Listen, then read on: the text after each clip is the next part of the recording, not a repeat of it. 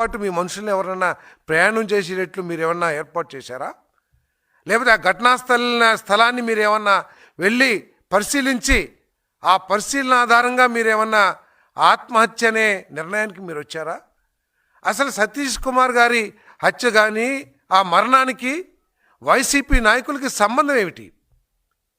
మీరు ఎందుకు అంత ఉత్సాహాన్ని చూపించి ప్రజల దృష్టిని మరల్చడానికి ప్రయత్నం చేస్తున్నారో ఈరోజు స్పష్టంగా తెలియజేయాలని చెప్పేసి నేను ప్రశ్నిస్తామన్నా. నేను సతీష్ కుమార్ గారు మరణించారు. అది ఏ విధంగా మరణించారు, అది ఆత్మహత్య హత్య అని చెప్పేసి నిర్ధారించాల్సింది అక్కడ పరిస్థితుల ఆధారంగా, ఎవిడెన్స్ ఆధారంగా పోలీస్ డిపార్ట్మెంట్ కన్ఫర్మ్ చేయాలి.